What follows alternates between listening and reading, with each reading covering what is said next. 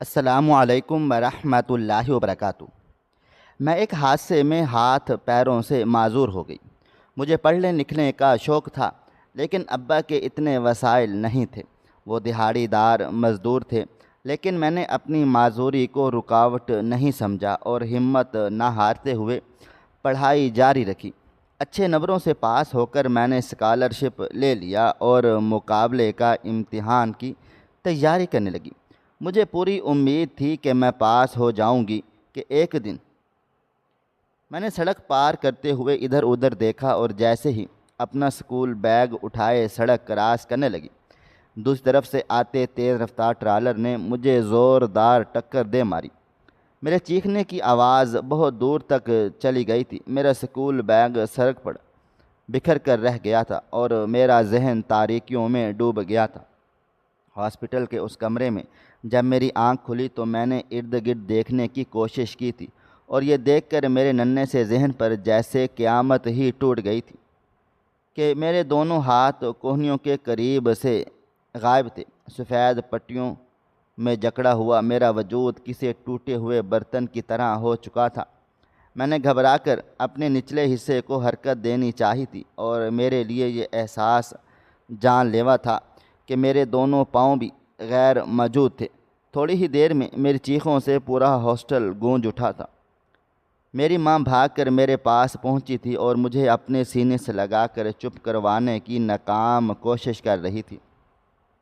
تبھی نرس نے مجھے نیند کا انجیکشن لگا کر اس دکھ اور تکلیف سے نجات دے دی تھی۔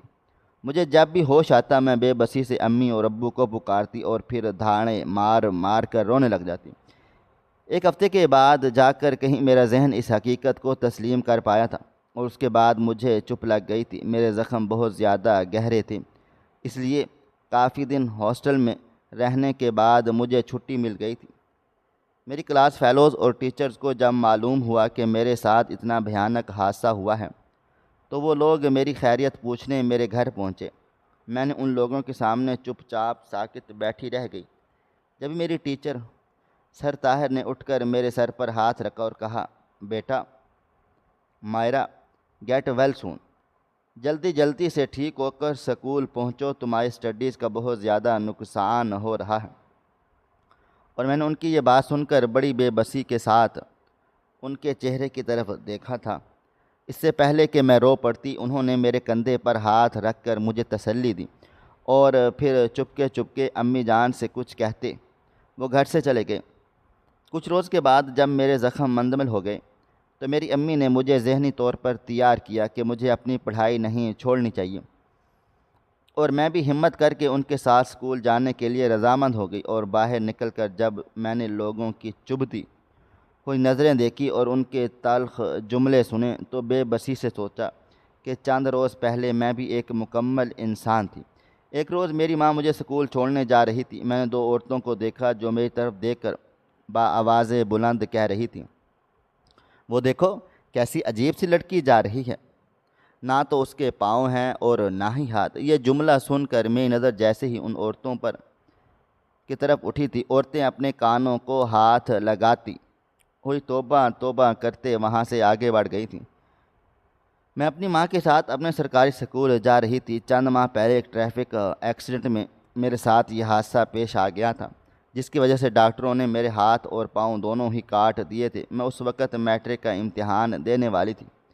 میں نے شروع دن سے ہی پڑھائی میں بہت زیادہ ذہین و فطین تھی، اور میں ایک غریب دہاڑی دار مزدور کی بیٹی ہوں۔ میرا زندگی میں صرف ایک ہی خواب تھا کہ میں پڑھ لکھ کر کوئی مقام حاصل کر لوں، تاکہ اپنے بوڑھے ماں باپ کے لیے ایک اچھی اور عزت بھری زندگی حاصل کر لوں۔ لیکن اس حادثے نے مجھے ہاتھوں اور پیروں سے معذور کر کے دنیا کی نظروں میں ایک مذاق بنا دیا تھا۔ لوگوں کے دلوں میں ذرا بھی خوف خدا نہیں تھا۔ کئی بار تو میرے باپ کو یہ بھی کہا گیا کہ اسے کسی فلاحی ادارے میں جمع کروا دو، یہ تو کوئی نکارہ وجود بن کر صرف تم لوگوں پر بوجھ ہی بن کر رہ گئی ہے۔ میرے بابا اور اماں مجھ سے بہت زیادہ پیار کرتے تھے۔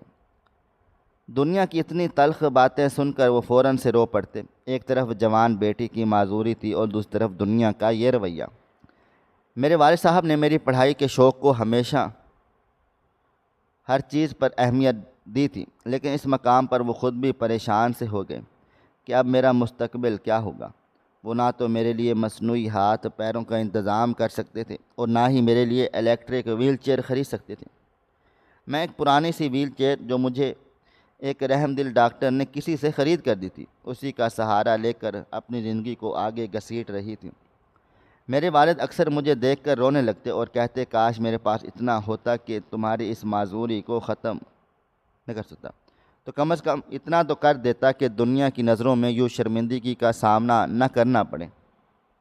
میں ہمیشہ اپنے والد صاحب کو حوصلہ دیتی اور کہتی تھی کہ دیکھنا ایک دن یہی دنیا جو اس وقت آپ کا اور میرا مذاق اڑا رہی ہے، ہم دونوں کو سلام کیا کرے گی۔ میرے والد میری بات سن کر افسردگی سے مسکرا دیتے تھے۔ مجھ سے چھوٹی ایک بہن سائرہ بھی تھی جس کا پڑھائی لکھائی میں بالکل بھی دھیان نہ تھا۔ اس نے اپنی رضا خوشی سے ہی صرف 6 جماعتیں پڑھ کر سکول چھوڑ دیا تھا۔ ہم سب نے اسے بہت سمجھایا لیکن وہ کہتی تھی کہ اپنی ہم جماعتوں کے مذاق اور برے رویے کو برداشت نہیں کر سکتی، کیونکہ لوگ ہمیشہ سے ہی ہمارے غریب ہونے پر ہمیں طنز کا نشانہ بناتے تھے۔ میں اپنے اسکول کے بہترین اسٹوڈنٹس میں شمار ہوتی تھی۔ پرنسپل صاحب نے میری حالت دیکھ کر کافی دکھی ہو گئے۔ میں نے ان سے اس بات کی اجازت مانگی تھی کہ وہ مجھے اتنی اجازت دے دیں کہ امتحان کے دن میرا پیپر میری چھوٹی بہن لکھ سکے۔ یہ کافی مشکل سا کام تھا، لیکن میری پرنسپل صاحب نے ذاتی محنت مشقت کر کے اجازت حاصل کر لی۔ انہوں نے میری معذوری کی حالت میں پڑھائی کے لیے میری لگن دیکھتے ہوئے اس قدم کو سراہا تھا اور میرے سر پر ہاتھ رکھ کر یہ دعا بھی دی تھی، بیٹا اللہ تمہاری اس لگن اور محنت کا صلہ ضرور دے گا۔ اپنی چھوٹی بہن کو اس کام کے لیے راضی کرنا مجھے بڑا مشکل لگ رہا تھا، لیکن میں سن کر حیران رہ گئی جب اس نے اماں کے بتانے پر فوراً سے رضامندی کا اظہار کر دیا۔ اس نے میرے گلے سے لگ کر کہا تھا، آپی اگر آپ اتنا بڑا خواب دیکھ سکتی ہیں تو مجھے خوشی ہوگی میں اس میں آپ کی کوئی مدد کر سکوں۔ امتحانات کے دوران مجھے استاذہ اور پرنسپل صاحب نے ہم دونوں بہنوں کا خوب خیال رکھا اور میرے پیپر بہت اچھے ہو گئے۔ میں بے چینی سے رزلٹ کا انتظار کر رہی تھی اور دیکھتے ہی دیکھتے وہ دن آ گیا جب میرا رزلٹ لگنا تھا اور یہ دیکھ کر خوشی سے میری آنکھوں میں آنسو آ گئے۔ میں نے پورے سکول میں ٹاپ کیا تھا اور بہت اچھے نمبروں سے امتحان پاس کر لیا تھا۔ ہمارے اسکول میں ایک ہی ٹیچر تھے جن کا تعلق ایک گاؤں سے تھا اور وہ خود بھی محنت مشقت سے اس مقام تک پہنچے تھے۔ انہوں نے اس موقع پر میرا بڑا ساتھ دیا تھا اور میری گریجویشن تک تعلیم کا خرچہ خود اٹھانے کا فیصلہ کر لیا تھا۔ میں نے انہیں بہت روکا اور کہا میرے والد کچھ نہ کچھ کر کے میری فیس کا انتظام کر لیں گے، لیکن وہ مجھے کہنے لگے استاد بھی روحانی باپ ہی ہوتا ہے، بیٹا تم فکر مت کرو اور دل لگا کر اپنی پڑھائی پر دھیان دو، جب نیت سچی ہو تو اللہ تعالیٰ کہیں نہ کہیں سے انتظام کر ہی دیتا ہے۔ یہ بات مجھے بالکل سچی محسوس ہو رہی تھی۔ دیکھتے ہی دیکھتے میں نے انٹر کیا اور پھر گریجویشن کی۔ اب میں پوری دل لگی کے ساتھ محنت کر رہی تھی۔ اس دوران میں نے دنیا کی باتیں سنی اور کبھی کبھی تو میں خود بھی حوصلہ ہار جاتی، لیکن اس وقت میرے ابو اور امی مجھے کہتے تم ہماری سب سے بہادر بیٹی ہو، پریشان مت ہو، ہماری دعائیں تمہارے ساتھ ہیں اور اگر اللہ نے چاہا تو تمہیں اس ساری محنت کا ایسا پھل ملے گا کہ جسے تم سوچ بھی نہیں سکتی۔ میری بہن بھی میری لگن دیکھ کر اندر ہی اندر خود کو حوصلہ دیتی اور اس دن مجھے بہت خوشی ہوئی جب اس نے ابا سے پرائیویٹ امتحان دینے کی بات کی۔ میں اسے ٹیوشن پڑھاتی اور اس طرح میری بہن نے بھی میٹرک کر لیا۔ میں نے گریجویشن کے پیپر دے لیے اور اب انتظار کی گھڑیاں گن رہی تھی۔ میرے سر طاہر ہمارے گھر چلے آئے۔ امی جان نے سگے بھائی کی طرح ان کا استقبال کیا اور انہیں بٹھا کر جلدی جلدی چائے پانی کا انتظام کرنے لگی۔ سر اپنے ساتھ کچھ کتابیں لائے تھے۔ انہوں نے میرے سر پر ہاتھ رکھ کر کہا، مائرہ میں تمہارا جذبہ دیکھ کر بہت زیادہ خوش ہوا ہوں۔ میں تمہارے لیے یہ کتابیں لایا ہوں۔ میری خواہش ہے کہ تم گریجویشن کے بعد مقابلے کے امتحان کی تیاری کرو اور پھر وہ امتحان پاس کر کے اپنے ماں باپ اور ہمارے لیے ایک مثال بن جاؤ۔ میں سر کی بات سن کر گہری سوچ میں پڑ گئی۔ میں اب تک سوچا نہ تھا کہ میں مقابلے کا امتحان دوں گی اور زندگی میں پہلی بار شدید قسم کا خوف کا شکار ہو گئی اور میں نے لرزتی ہوئی آواز میں کہا، سر آپ کو لگتا ہے کہ میں اتنا مشکل امتحان دے پاؤں گی اور کامیاب بھی ہو جاؤں گی؟ اور اس کے لیے تو مجھے دوسرے شہر کی اچھی اکیڈمی میں جا کر خود تیاری کرنی ہوگی نا۔ میں یہ سب کیسے کر پاؤں گی؟ میری آنکھوں میں آنسو تھے۔ میں اپنے ماں باپ کے لیے اپنے معذور ہونے پر بھی نہیں روئی اور خود کو سنبھال کر ایسا دکھاوا دیا تھا کہ معذوری میرے لیے کوئی بھی بڑی بات نہیں ہے۔ لیکن یہ بھی حقیقت تھی کہ دل ہی دل میں مجھے اس حادثے نے توڑ کے رکھ ڈالا تھا۔ سر نے مسکرا کر میرے سر پر ہاتھ رکھا اور حوصلے دیتے ہوئے کہا، بیٹا، کبھی بھی کسی پریشانی اور مشکل سے نہیں گھبراتے ہوتے، کیونکہ پریشانی اور مشکل جتنی بڑی ہو جائے لیکن خدا کی رحمت کے سامنے وہ چھوٹی ہی رہتی ہے۔ مجھے پورا یقین ہے کہ تم سب یہ کچھ کر لو گی، اور حوصلہ رکھو اور اس خدا پر یقین رکھو جو یہاں تک لایا ہے وہ تمہیں آگے بھی لے جائے گا، اور باقی اخراجات کی تم فکر مت کرو۔ میرے دوستوں نے مجھے ایک ایسی تنظیم کا بتا دیا ہے جو غریب اور نادار اسٹوڈنٹس کی مدد کرتے ہیں، انہیں تعلیمی اخراجات مہیا کرتے ہیں۔ میں اس کے علاوہ ہم سب ٹیچر مل کر تمہارے لیے کوشش کریں گے، وہ سب تم ہم پر چھوڑ دو۔ اور میں نے بھی ایک گہری سانس لی اور دل میں سوچا، اگر میں اس موڑ پر اپنی ہمت ہارتی تو میرے ماں باپ اور میری چھوٹی بہن کا کیا کریں گے؟ میں نے جو خواب دیکھے تھے وہ صرف اپنے لیے تو نہ دیکھے تھے۔ اگر میں پڑھ لکھ کر کچھ بن جاؤں تو صرف میری بہن ہی نہیں، ہمارے گھر کی بھی اور پورے خاندان کی بھی پہلی واحد لڑکی ہوں گی جو اس مقام پر پہنچے گی۔ مجھے لگا تھا شاید میرے ماں باپ ہوں یا شاید مجھے اس بات کی اجازت نہ ملے، لیکن میرے گھر والوں نے خوشی خوشی مجھے اس بات کی اجازت دے ڈالی۔ اور جب گریجویشن کا رزلٹ آیا تو میں خوشی سے سجدے میں گر گئی، کیونکہ میں نے تیسری پوزیشن حاصل کر لی تھی۔ میرا محنت کش باپ اس کامیابی سے اتنا خوش ہوا اس نے سارے محلے میں مٹھائی بانٹ دی اور رشتہ داروں کے گھروں میں مٹھائی بھیجی، جو پہلے تو میرے باپ کو صرف 2 بیٹیاں ہونے پہ طعنہ دیتے تھے۔ اگر تمہارا کوئی بیٹا ہوتا تو وہ تمہارا بڑھاپے کا سہارا بنتا اور کبھی تمہارے بھی دن پھر جاتے۔ اور پھر جب میرے ساتھ حادثہ ہوا اس وقت بھی ان لوگوں نے میرے والد کو یہی کہا تھا کہ مجھے کسی فلاحی ادارے میں دے کر مجھ سے اپنی جان چھڑوا لیں، کیونکہ میں اب ایک ناکارہ پرزہ بن کر ان پر ہمیشہ ہمیشہ کے لیے بوجھ بن گئی ہوں۔ ان لوگوں نے حسبِ وہی گھسی پٹی باتیں کی، کیا ہو گیا اگر پوزیشن آ گئی؟ یہ کون سا پڑھ لکھ کر کوئی ڈپٹی کمشنر لگ جائے گی جو خود اپنا ہر ضروری کام کرنے کے لیے ماں اور بہن کی محتاج ہے، وہ کیا کر لے گی؟ ایسی باتیں سن کر اندر ہی اندر میرا حوصلہ کانپا ضرور تھا، لیکن میں نے اپنے خدا سے یہ بات ضرور کی ہوئی تھی کہ یا اللہ مجھے وہ مقام عطا کرنا، یہی لوگ ایک دن میرا رشتہ دار ہونے پر فخر محسوس کریں گے۔ اور جب مجھ پر حقیقت کھلی، کئی برس سے میرے بابا تھوڑے تھوڑے پیسے روز بچا کر اپنی محنت مزدوری کی کمائی سے جمع کر رہے تھے تاکہ اگر کبھی ان کی ضرورت پڑے تو میرے کام آ جائیں۔ پریشانی کی بات یہ تھی کہ مجھے دوسرے شہر جا کر اکیڈمی میں رہنا تھا اور میری چھوٹی بہن کو میرے ساتھ جانا تھا۔ ایسے میں پیچھے میرے ماں باپ بالکل تنہا رہ جاتے، لیکن امی جان نے مجھے حوصلہ دیا کہ میں ان کی فکر نہ کروں اور سارا دھیان اپنی پڑھائی پر دوں۔ سر طاہر نے ایک رشتہ دار کے گھر ہمارے رہنے کا انتظام کروا دیا۔ یوں میں اور میری بہن بڑے شہر کی اکیڈمی میں جا کر تعلیم حاصل کرنے میں مصروف ہو گئے۔ میرے ساتھ رہ رہ کر میری چھوٹی بہن بھی کافی حد تک بدل گئی اور تعلیم کی اہمیت کو سمجھ گئی، اس لیے میں نے اس کا ایڈمیشن بھی پرائیویٹ رکھوا ڈالا تاکہ بہلا پھسلا کر اس کو بھی امتحانات دلواتی رہوں۔ مشکلیں تو بہت آتی رہیں لیکن میں ہمیشہ سے ثابت قدم رہی تھی۔ اکیڈمی میں میرا واسطہ بہت امیر خاندانوں کے بگڑے ہوئے بچوں سے پڑا تھا، جنہوں نے میرا نکارہ وجود دیکھ کر میرا اور میری معذوری کا بہت زیادہ مذاق اڑایا تھا۔ انہی میں سے ایک لڑکی مہرین بھی تھی، جو وہ اس کے گروپ کے 2-3 ساتھی مجھے بہت زیادہ پریشان کرتے، جان بوجھ کر وہ میری کتابیں پہلے ہی لے جاتے جن کی مجھے ضرورت ہوتی۔ ایک روز میں لائبریری میں بیٹھ کر اپنے نوٹس بنا رہی تھی کہ مہرین اپنے دوست اسامہ کے ساتھ وہاں پر پہنچ گئی۔ ان نے مجھ سے میرے نوٹس مانگے تاکہ وہ کاپی کروا کر انہیں سے تیاری کر سکیں۔ میں نے ایسا کرنے سے انکار کر دیا اور اس بات پر مہرین نے میرے نوٹس اٹھا کر میرے سامنے ہی ان کو پھاڑ ڈالا۔ یہ دیکھ کر میری چھوٹی بہن خاموش نہ رہ سکی اور ہمارا ان سے اچھا خاصا جھگڑا ہو گیا۔ اس بات پر اکیڈمی میں ان لوگوں پر خاصا اچھا پریشر بنا رہا۔ ان سے کہا گیا وہ مجھ سے معافی مانگے۔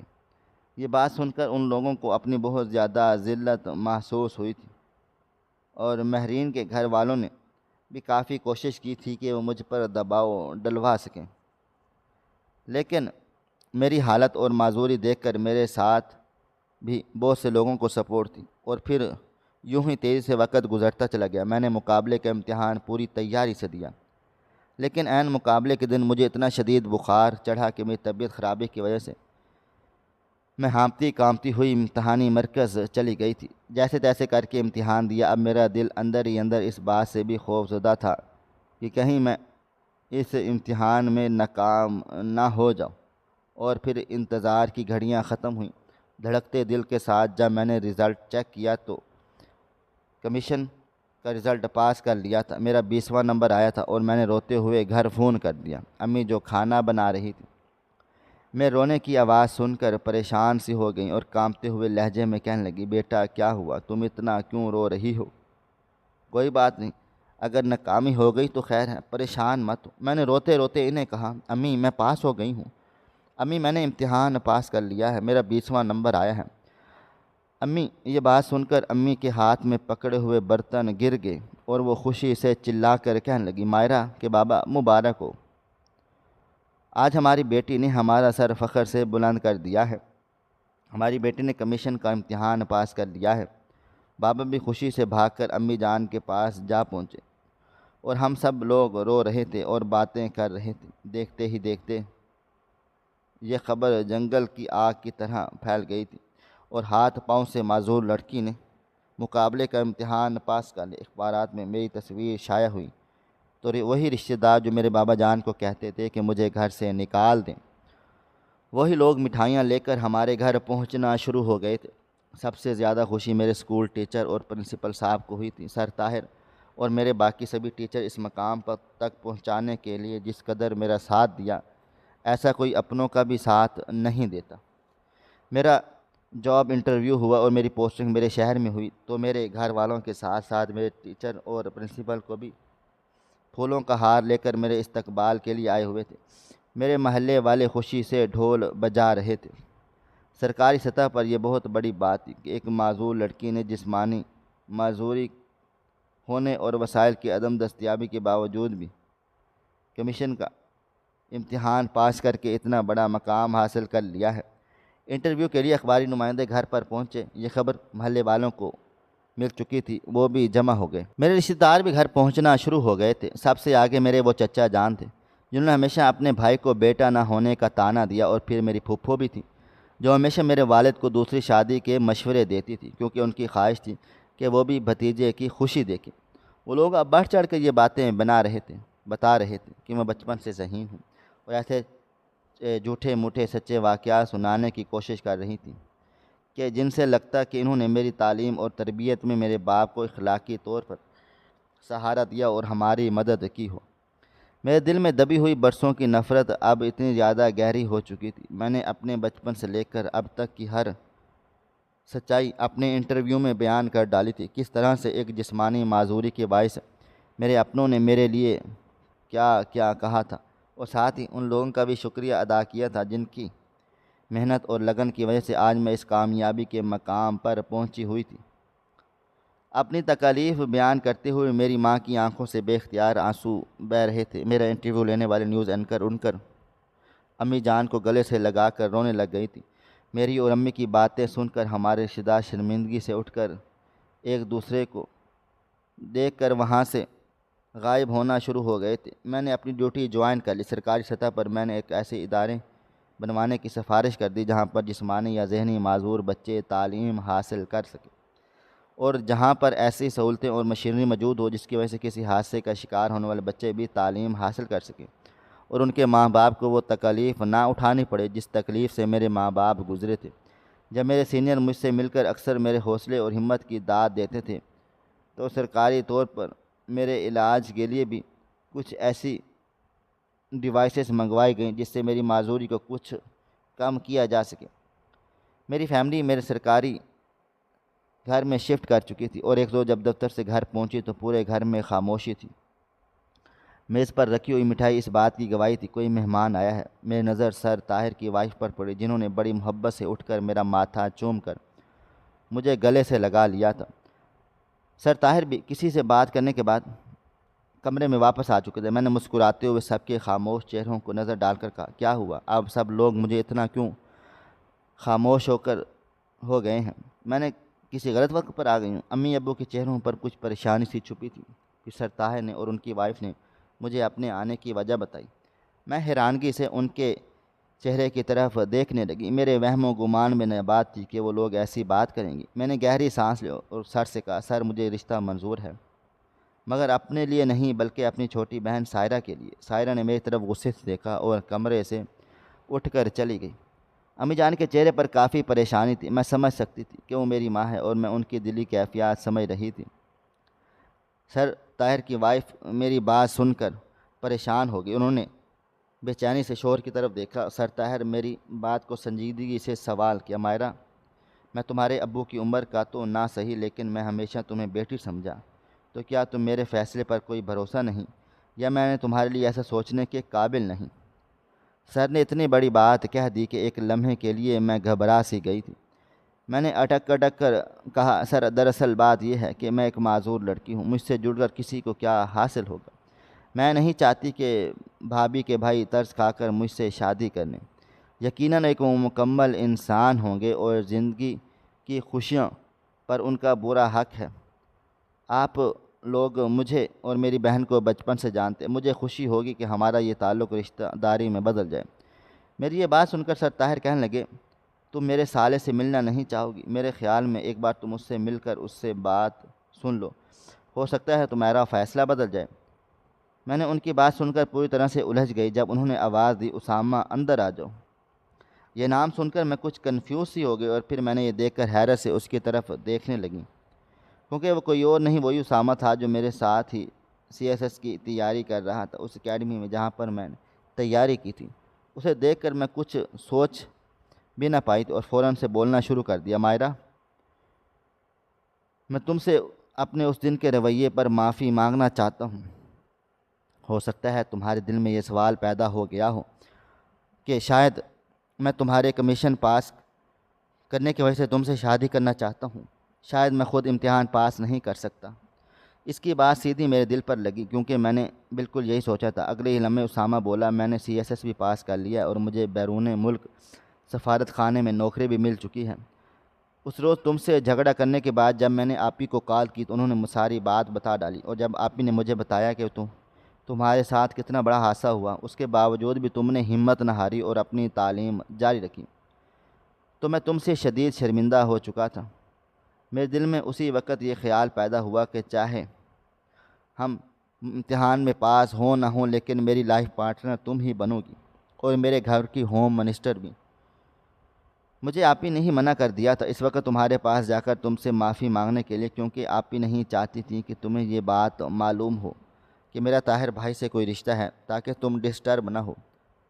ہم لوگ نہ چاہتے تھے کہ کسی بھی پریشانی کی وجہ سے تمہاری تعلیم پر برا اثر پڑے۔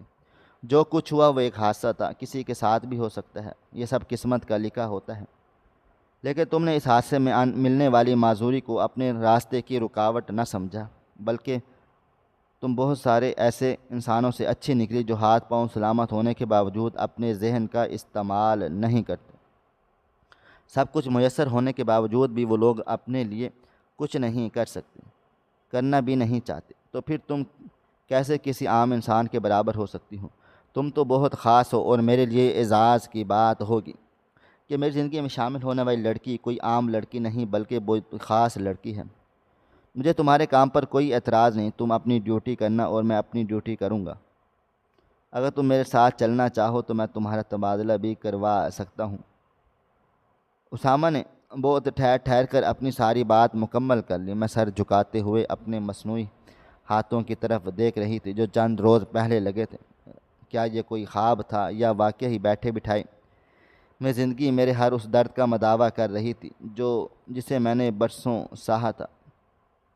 میری آنکھوں سے خود ہی آنسو ٹپکنے لگے۔ سر طاہر اٹھ کر میرے پاس آ گئے۔ انہوں نے کہا، میرے سر پر ہاتھ رکھ کر کہا، میں اسامہ کا بڑا بھائی ہوں اور تمہیں اپنی بیٹی کی جگہ سمجھتا ہوں۔ میں وعدہ کرتا ہوں کہ ساری زندگی تمہیں اسامہ کی وجہ سے کوئی دکھ نہ ملے گا، لیکن میں تم پر کوئی زور زبردستی نہیں کرنا چاہتا اور نہ ہی اپنی خواہش تھوپنا چاہتا ہوں۔ تم اپنی مرضی کی مالک ہو، اچھی طرح سے سوچ سمجھ کر فیصلہ کر کے جواب دے سکتی ہوں۔ وہ لوگ تھوڑی دیر کے بعد چلے گئے، حالانکہ امی انہیں کھانے پر روکنے کی کوشش کرتے لگیں۔ ہمارے گھر کا ماحول بالکل تناؤ کا شکار تھا۔ میں اپنے کمرے میں بند تھی، جبھی میری چھوٹی بہن نے کمرے پر دروازے پر دستک دے ڈالی اور مجھے کھانے کے لیے بلایا تو میں اپنی ویل چیئر کو گھسیٹتے ہوئے ڈائننگ ٹیبل پر پہنچ گئی۔ امی جان کے چہرے پر گہری اداسی تھی۔ میں پھر ابو کی طرف غور سے دیکھا، کھانا بالکل خاموشی سے کھاتے ہوئے۔ میں مسلسل اسی کے بارے میں سوچ رہی۔ اچانک میرے مصنوعی ہاتھ سے چمچ نیچے جا گرا۔ میں نے مدد طلب نظروں سے چھوٹی بہن کی طرف دیکھا، لیکن وہ انجان بنے کھانا کھاتی رہی۔ میں یہ دیکھ کر شدید غمزدہ ہو گئی۔ تبھی اس نے جھک کر چمچ اٹھا کر میز پر رکھ دیا اور خود دوسرا چمچ پکڑ کر میرے چہرے کی طرف دیکھ کر کہنے لگی، آپ کی چیزیں وہیں اچھی لگتی ہیں جو وقت پر مل جائیں۔ کوئی ایسا ساتھی، دوست یا رشتے ساتھ ضرور ہونا چاہیے جو وقت پر آپ کا خیال رکھے۔ آپ کی خواہش ہے کہ میں جلد سے جلد اپنے گھر کی ہو جاؤں، اور امی اور بوڑھے باپ کو بیمار ہیں، خدا نہ خواستہ کل کلاں کو اگر ان کو کچھ ہو گیا تو کیا ہم سب آپ کو اکیلا دیکھنا چاہیں گے؟ نہیں نا، ٹھیک ہے، اگر آپ کو شادی نہیں کرنی تو میں بھی نہیں کروں گی، میں اپنی بہن کے ساتھ رہوں گی ہمیشہ۔ ہمارے درمیان بالکل خاموشی چھا گئی۔ کمرے میں جانے کے بعد میں نے فوراً فیصلہ کر لیا تھا۔ میں نے کمرے میں رکھی بیل بجا کر سائرہ کو بلایا۔ اس کا سر طاہرہ کی وائف کو فون کر کے کہہ دو مجھے یہ رشتہ منظور ہے۔ سائرہ خوشی سے ناچتی ہوئی کمرے سے باہر بھاگی اور تھوڑی ہی دیر کے بعد امی اور ابو بھی کمرے میں آ گئے۔ میں نے ان کے چہرے پر ایسی خوشی دیکھی جو میرے ڈپٹی کمشنر بننے کے بعد بھی میں نے وہ نہ دیکھی تھی۔ چند ہی روز کے بعد پروقار طریقے سے میرا اسامہ سے نکاح ہو گیا۔ یہ خبر اخبارات کی زینت بن گئی، لیکن ہم نے میڈیا کو اپنی شادی میں نہ بلایا۔ اسامہ ایک بہترین ہمسفر ثابت ہوا تھا۔ اس نے باتوں کی حد تک نہیں بلکہ واقعی تک یہ ثابت کر دیا کہ میاں بیوی ایک دوسرے کا لباس ہوتے ہیں۔ وہ میری ہر ضرورت کا بڑھ چڑھ کر خیال رکھتا۔ آج ہماری شادی کو پورا 1 ماہ ہو رہا تھا۔ ہم دونوں کی چھٹیاں ختم ہو چکی تھیں۔ اسامہ کی فلائٹ کا وقت ہونے والا تھا۔ میرا دل بھی اداس تھا۔ میں ڈرائیور کے ساتھ اسامہ کو ایئرپورٹ چھوڑنے گئی اور پھر واپس اپنے دفتر چلی گئی، جہاں چھٹیوں میں جمع ہونے والا ڈھیر سارا کام میرا منتظر تھا۔ اللہ کا لاکھ لاکھ شکر ہے، اس نے مجھے کہاں سے اٹھا کر کہاں پہنچا دیا تھا۔ اگر عام حالات ہوتے تو شاید میں آج یہاں نہ ہوتی۔ یہ میری معذوری کا ہی انعام تھا کہ میں ایک غریب محنت کش کی بیٹی ہونے کے باوجود اپنی زندگی میں آج تک اتنی کامیاب ہوں۔ میں نے اپنے علاقے میں معذور بچوں کے لیے اسکولز قائم کر دیے ہیں، اور ہمارے سینٹر غریب اور نادار بچوں کو مصنوعی اعضاء لگانے کا کام بھی کر رہے ہیں۔ میرے خیال میں عام تعلیمی اداروں میں ایسا انفراسٹرکچر ہونا چاہیے کہ ایک معذور بچہ بھی بآسانی کالج، یونیورسٹی یا اسکول جا سکے۔ سیڑھیوں کے ساتھ ساتھ ویل چیئر گزرنے کے لیے لفٹ یا پھر راستہ بنایا جائے، تاکہ معذور افراد بھی ہم انسانوں کی طرح ایک جگہ سے دوسری جگہ نقل و حرکت کر سکیں۔ زندگی اللہ تعالیٰ کی دی ہوئی ایک بہت بڑی نعمت ہے، اور اگر کوئی انسان کسی حادثے یا بیماری کا شکار ہو کر اپنے کسی جسمانی اعضاء سے محروم ہو جائے تو کبھی بھی اسے خود سے کمتر نہ سمجھیں، کیونکہ ہو سکتا ہے وہ آپ سے کہیں بہتر انسان ہو۔ ناظرین، آپ کو ہماری آج کی کہانی کیسی لگی؟ کومنٹ باکس میں اپنی رائے کا اظہار ضرور کریں۔ ملتے ہیں کل ایک نئی ویڈیو کے ساتھ۔ اللہ حافظ۔